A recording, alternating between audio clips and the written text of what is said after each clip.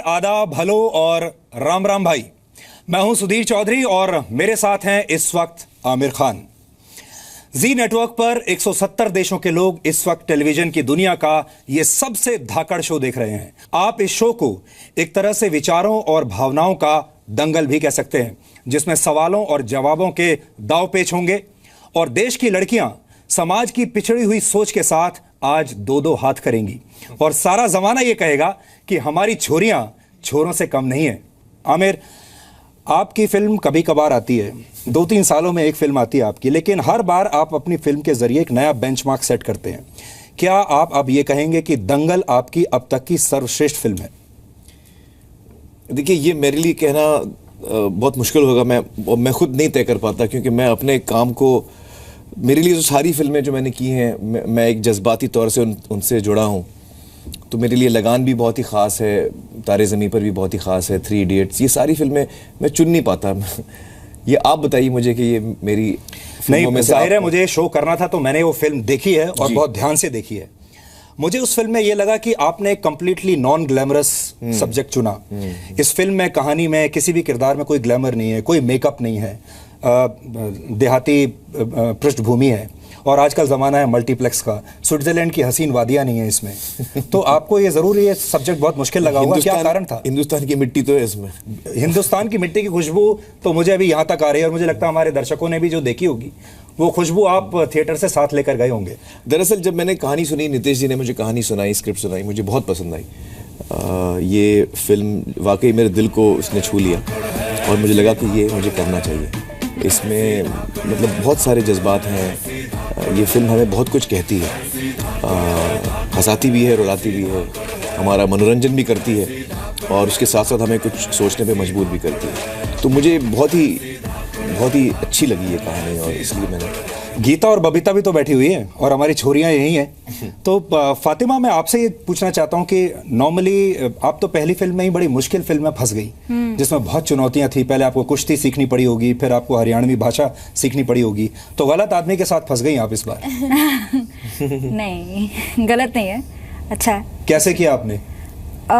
I think किसी को भी अगर ऐसी अपॉर्चुनिटी मिलेगी, जब आपको इतनी बड़ी फिल्म मिल रही है, इतनी अच्छी फिल्म मिल रही है और बेहतरीन एक्टर्स के साथ काम करने मिल रहा है, आई थिंक कोई भी अपना 100% देगा। आपको चाहे वो लोग प्रेशर ना दे रहे हो, पर वो प्रेशर बन ही जाता है कि आपको अच्छा परफॉर्म करके दिखाना है। You have to give your 100 और 200%। अब आप दोनों हरियाणवी में बात कर सकते हो किसी से भी? थोड़ा थोड़ा कोशिश तो कर सकते हैं। कर सको कि ना? कर सके हैं। हरियाणवी लोगों में हमेशा ये एटीट्यूड मैंने नोटिस किया है। तो जब महावीर जी की वाइफ कहती हैं कि कुश्ती तो पहलवानी तो सिर्फ छोरे करें, तो वो बोलते हैं हमारी छोरियां चोरों से कम है कि। तो उसमें एक एटीट्यूड है, तो मुझे बड़ा पसंद आया था ये लाइन। बड़ी स्क्रीन पर आना और इतनी बड़ी फिल्म में आना और ये भूमिका अदा करना आपके लिए कितना चैलेंजिंग था? काम तो काम ही होता है। एक्शन और कट के बीच में तो हम ये नहीं सोच सकते कि ये छोटा पर्दा है या ये बड़ा पर्दा है। उस समय आपको पूरी ईमानदारी से अपना किरदार निभाना होता है। बहुत टाइम तक तो यकीन नहीं हुआ, मतलब मैंने तो जब ट्रेलर देखा तो पहली बार मुझे हिट किया कि मैं इस फिल्म का हिस्सा हूँ। That's it. एंड सर ने इतना अच्छा ब्रीफ दिया था कि वो मैंने फॉलो किया। So it's all there. Aamir के बारे में कहा जाता है कि professionally he is a very difficult man because he is a perfectionist. तो पहली फिल्म में ही इनके साथ मैं पूछ लेता हूँ, am I difficult to work with? Not at all। ये सब गलत है, भ्रम है, भ्रम। ये इनके पीछे से भी यही कहेंगे आप या बिल्कुल? आप बिल्कुल सुने तो सामने बोल रही हूँ। जब आप दोनों के बाल कट रहे थे, ये सबसे मुश्किल सीन रहा होगा, क्योंकि वो एक्सप्रेशंस जो आपके थे बाल कटते हुए, वो देखने लायक थे और वो एक बहुत अच्छा एक्टर ही वैसे एक्सप्रेशंस दे सकता है। तो मैं आपको बता दूं, सच में बाल कटे हैं फिल्म में। अच्छा, पहली बार जो बाल कटे हैं वो फिल्म में ही कटे हैं। वो फिल्म में ही कटे हैं। और मतलब जब कहानी सुनी थी इन लोगों ने, तो इन लोगों को लगा कि हम लोग ऐसे ही कह रहे हैं, बाल सच में नहीं काटने वाले, वो कुछ मेकअप पे छुपा देंगे, कुछ विग बना देंगे। दे डिडंट बिलीव कि ये वाकई कटने वाले हैं बाल। इनको पता नहीं होगा ना मैं आमिर खान के साथ काम कर रहे हैं हम, इसीलिए तो मैं कह रहा था ही इज अ डिफिकल्ट मैन। नहीं, ये तो हानिकारक बाबू तो यहाँ है, डिफिकल्ट तो हम सबके लिए था। मतलब मुझे करीबन 27 किलो मैंने वजन बढ़ाया नितेश सर के लिए। कितने डॉले इन्होंने बना रखे हैं, ये काफी मुझे तो मजबूत लग रहा है यहाँ। How could you achieve it again? और दूसरा, आपके पास जो चॉइस थी जी। हुई थी जब आप पतले थे जी। तो आप अपने पतले वाला किरदार, हाँ, पहले यंग वाला, वो पहले कर सकते थे और बाद में आप मोटे होते, लेकिन आपने उल्टा किया। उल्टा इसलिए किया क्योंकि जब हम शुरू करने वाले थे फिल्म तो मैंने उस पीके मतलब खत्म ही हुई थी, पीके के बॉडी शेप में था मैं। और आप सही कह रहे हैं, मैं हम लोग सर ने बोला भी था कि हम यंग पोर्शन से शुरू कर लेते हैं, लेकिन मुझे ये शंका थी कि अगर हम यंग कर लें और उसके बाद मैं मोटा हो जाऊं, शूटिंग मुकम्मल हो जाए, कंप्लीट हो जाए, उसके बाद वजन कम करने की कोई वजह नहीं होगी मेरे लिए, तो मैं मोटा का मोटा रहूंगा। तो इस वक्त आपके सामने एक मोटा मतलब आमिर खान बैठा होता। मेरे दिमाग में एक सवाल ये भी आया, आप कह रहे हैं कि लड़कियां आसानी से तो मिलेंगी नहीं, तो ये लड़कियां जो आपने चुनी, 2 लड़कियां यहाँ 2 यहाँ, इन छोरियों में ऐसा क्या खास था? सर हम लोग मतलब कितने पापड़ बेले इन लोगों को ढूंढने में आपको बयान नहीं कर सकते हैं। और हम तो बगल में ही थे। फिल्म के लिए शॉर्टलिस्ट हुई, they were like nice pretty slim girls, you know. हमको चाहिए थे पहलवान, तो डाइटिशियन के साथ चेक किया कि भैया इनकी बॉडी बन पाएगी कि नहीं बन पाएगी। फिर ट्रेनर के साथ चेक किया कि इनमें ग्रेस है कि नहीं है, वो एथलीट्स में ग्रेस होता है, स्पोर्ट्समैन में एथलेटिक हैं कि नहीं। फिर इन लोगों को हमने भगा के देखा कि ठीक से भाग पाते हैं कि नहीं भाग पाते हैं ये लोग। तो अब तो ये एक्चुअली कॉमनवेल्थ गेम्स में वैसे भी तैयारी होंगी जाने के लिए। चारों लड़कियां बहुत तैयार है, they are very fit girls now, athletically very fit. इसका तो मैं गवाह हूँ आमिर, मैंने कल ये फिल्म थिएटर में जाकर देखी और पूरा थिएटर, एक भी आदमी ऐसा नहीं था कि जो कि बैठा रहा हो, सब लोग खड़े हो गए। जी, जी। तो ये तो है, ये शायद अकेली फिल्म होगी जिसमें 2 बार लोग खड़े हुए। एक फिल्म से पहले वो तो एक रूलिंग है सुप्रीम कोर्ट की, उसकी वजह से शायद लोग कर रहे हैं, लेकिन ये वाला अपनी मर्जी से स्वयं लोगों ने किया। जी, जी। तो ये एक हमें बड़ी खुशी है इस बात की। एक सीन है जब मैं अपने भाई से बात कर रहा हूँ और मैं बोलता हूँ कि वो ओमकार जो है उसको भेज दे, मैं चाह रहा हूँ कि ओमकार जो है ट्रेनिंग करे। तो वो भाई जो है वो थोड़ा हेजिटेंट है, वो बोल रहा है कि मना करने की हिम्मत नहीं हो रही, हाँ कहने का मन नहीं हो रहा है और ना कहने की हिम्मत नहीं हो रही है। तो मैं कहता हूँ तो भेज दे। ये मैंने एग्जैक्ट नीतीश सर को कॉपी किया है इसमें, क्योंकि मैं थोड़ा अलग कर रहा था, मुझे मजा नहीं आ रहा था। फिर मुझे याद आया कि यार स्क्रिप्ट के टाइम पे मुझे बड़ा मजा आता था नीतीश सर को देखते हुए। तो मैंने उनको कहा, यू रिमेंबर दिस? मैंने उनसे कहा कि आप जरा करके दिखाइए मुझे दोबारा। तो उन्होंने जब किया तो मैंने उसको फौरन पकड़ा और मैंने वही चीज रिप्रोड्यूस की अपने शॉट में। आप अपने एज ए फादर, मैं महावीर की तरह नहीं हूं। आप वैसे ही हो? आपका सवाल समझ गया। 5 बजे उठ के आ जाओ। नहीं, मैं इतना स्ट्रिक्ट फादर नहीं हूँ। मेरे फादर बहुत स्ट्रिक्ट थे। अच्छा। हाँ, अब्बाजान बहुत स्ट्रिक्ट थे, हमें बहुत प्यार भी करते थे लेकिन स्ट्रिक्ट भी थे। मैं इतना स्ट्रिक्ट मुझसे नहीं होता, मैं थोड़ा नर्म दिल हूँ अपने बच्चों के साथ। फातिमा जी, इस पूरी यूनिट में सबसे स्ट्रिक्ट आदमी कौन था? सानिया।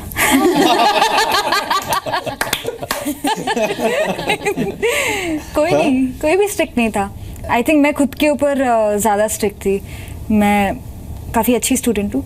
इससे पहले कोई मेरी तारीफ करे, मैं खुद की तारीफ कर रही हूँ। सानिया, आपको कभी ऐसा लगा कि यार कहाँ फंस गए?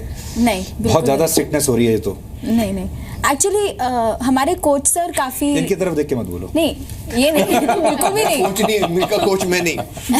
हमारे जो रेसलिंग के कोच है कृपा शंकर सर, वो काफी हमें यानी ऐसे, उनसे मेरे को तो डर लगता था, काफी डर लगता था मुझे सर से। मुझे नहीं लगता था। लगता था? हाँ, मुझे तो अभी लगता है भाई। हाँ, नहीं अब थोड़ा सही हो गया, पर उस टाइम मुझे सर से काफी डर लगता था। पर आपका भी एक नया रोल हो सकता है हरियाणा और देश भर में बेटियों के आप ब्रांड एम्बेसडर बन सकते हैं। This is your new role. It will be my pleasure to do that, it will be my happiness. अब हम छोरियों के पास चलते हैं और इनसे ये पूछते हैं कि फिल्म के बाद आपके जीवन में क्या बदलाव आया? मैं तो मोटी हो गई। मैं बहुत पतली थी पहले और मेरे लंबे बाल थे। मेरे साथ भी, मेरी भी यही कहानी है। हमारे फिजिकल चेंज में तो आया है, ऑब्वियसली हमारे बाल कट गए और अब हम एक्चुअली मेरे को फील होता है कि अब मैं फिजिकली थोड़ा स्ट्रांग हूँ। ये जो पूरा मैनरिज्म है, हरियाणा का जो एक जाट होता है जी, वो बाकी के नागरिकों से थोड़ा सा अलग होता है। आपने भी ये महसूस किया होगा। जी जी जी। उसका जो पूरा मैनरिज्म है, वो साइकिल भी चलाएगा तो अलग स्टाइल से चलाएगा, कुर्सी पे बैठेगा तो अलग अंदाज से बैठेगा बाकियों से। वो कभी मुस्कुराता नहीं है। उसको प्यार दिखाने का जो उसका तरीका है, वो भी अंदाज है, वो भी बिल्कुल अलग है। अलग है, हाँ। तो भाषा को सीखना और एक डायलॉग बोल देना वो एक अलग बात है, लेकिन उसको पूरा आपके अंदर ढाल लेना, हाँ। वो आपने कैसे किया? देखिए, वो तो हम एज एन एक्टर आप ऑब्जर्व करते हैं लोगों को। आप हरियाणवी जो लोग हैं उनका एक, आपने बिल्कुल सही कहा, उनका एक अलग ही स्टाइल है। उसका मैं आपको उदाहरण देता हूँ। फिल्म के अंदर इनके बाल कटते हैं, तो जो नाई आता है घर पे, ये दोनों रो रहे हैं कि भाई पापा मत कटवाइए बाल, और मैं उसको बोलता हूँ काट। तो वो भी घबरा जाता है कि यार ये लड़कियों के इतने लंबे बाल हैं, ये बाप बोल रहा है काटने के लिए, मैं मतलब कुछ गलत नहीं हो जाए मेरे हाथ से। तो वो पूछता है कि काट दूं डर के मारे। तो मैं बोलता हूँ बड़ा सके के तो वो बोलते हैं नहीं तो काट। अब इतने सीरियस मोमेंट में जो ये हरियाणवी ही ये वही कर सकते हैं। हाँ, ये हरियाणवी कर सकते हैं। तो वो जो एटीट्यूड है वो हमने पकड़ने की कोशिश की है इस फिल्म में, कि एक्सेंट के साथ साथ वो एटीट्यूड भी आए। और वो आई थिंक राइटिंग में भी आया है, नितेश जी की राइटिंग में भी वो बात आई है। जो लिखाई है उसका आई थिंक उन्होंने ध्यान रखा है, उस एटीट्यूड का लिखाई में उनका ध्यान है। सलमान और मैं बहुत ही करीबी दोस्त हैं, और जब उन्होंने वो ट्वीट किया कि मेरे परिवार ने फिल्म देखी और वो सब कह रहे हैं कि सुल्तान से बेहतर है, तो Aamir I love you personally but I hate you professionally. तो मुझे उनके जो हेट में इतना प्यार फील हुआ, तो I was very touched by his message. He's a lovely guy. So he hates you professionally, but you don't hate him professionally. I love him. No, he loves me and I love him. तो ये हानिकारक से मुझे याद आ रहा है कि ये हानिकारक आप दोनों में से ज्यादा हानिकारक कौन था? देखिए इसमें तो कोई सवाल ही नहीं है। मतलब हानिकारक बापू फिल्म के अंदर मैं हूँ, हाँ। लेकिन असली हानिकारक बापू ये नितेश तिवारी जी हैं। I agree. अच्छा, हाँ, बाल कटा दिए हमारे। हम सबकी जिंदगी ही चेंज हो गई। इन चारों लड़कियों के बाल कटा दिए, मुझे मोटा बना दिया, फिर मुझे पतला वो होना पड़ा। हमारे ज्यादा बाल आपने काटे, लेकिन मैंने कहाँ काटे? हाँ, हमारे इतने बाल थे। आमिर सर ने बोला बस करो, और हम एक राइस क्रॉप जैसे हमारा सर लग रहा था। फिर उसके बाद हाँ, नितेश सर ने बोला इतना काफी, मैं बोला नहीं और काटो। मेरे इंटर्न्स है ना अभी पिछले 6 महीने से, तो ये हाँ हमसे काम करवाया जाएगा। और फिल्म भी थोड़ी नहीं, इनके पास सबसे मतलब एकदम नजदीक से इन्होंने मुझे देखा, ऑब्जर्व इन्हीं लोगों ने हाँ ऑब्जर्व किया मुझे। हम ब्लैकमेल भी कर सकते हैं। एक गाना है जो हमेशा, वैसे सबको पता है, इनके आसपास जो भी रहते हैं उनको पता है कि ये गाना है जो इनको बहुत पसंद है। अच्छा, और वो कभी किसी पार्टी में जाते हैं या कुछ होता है तो वो जरूर सुनाते हैं सबको, और उसका मीनिंग भी बताते हैं, बकायदा पूरा गाना गा के उस पूरे गाने का संधि विच्छेद किया जाता है। वो सर बैठा के सबको सुनाते तो हैं। आप उसकी प्रसंग सहित व्याख्या कर दीजिए गाने की। अरे बात करते रहते कुछ भी लोग। भाई एक पर ये गाना तो सच है। फिर से सुनना चाहिए। है ना, आप सब लोगों ने सुना सही है कह रहे हैं, ना? मुझे एक गाना है, ये सब 10 बार सुन चुके हैं। ओहरे ताल मिले नदी के जल में, नदी मिले सागर में, सागर मिले कौन से जल में, कोई जाने ना। ओहरे ताल मिले नदी के जल में, सूरज को धरती तरसे, धरती को चंद्रमा, धरती को चंद्रमा, पानी में सीप जैसे, प्यासी हर आत्मा, प्यासी हर आत्मा। ओ मितवारे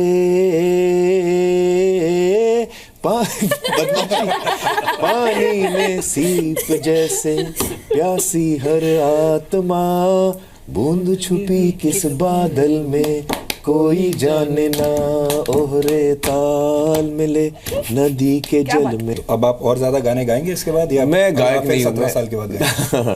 एक्चुअली मैं गाता नहीं हूँ ठीक, लेकिन मुझे सीखना है, मुझे इंटरेस्ट बड़ा है कि गाना सीखूं मैं। कभी आपको सोने से पहले ख्याल आता है कि मैं कहाँ से कहाँ आ गया? मैं अपने आप को वो 18 या 21 बरस की उम्र का जो लड़का है, जो क्यूरियस है, जिसके मन में सवाल हैं, जो सीखना चाहता है, जिसको इंटरेस्ट है और सब चीज़ों में, लोगों में, जो चीज़ें डिस्कवर करना, मैं अभी भी अपने आप को वहीं पाता हूँ। तो मेरे मन में वो चीज़ें बदली नहीं है। You are still a school boy. I feel, या स्कूल तो शायद नहीं, कॉलेज बॉय। हाँ, I am still a college. तो thank you so much Aamir and the entire Dangal team. Thank you. आप सबको बहुत बहुत मुबारक।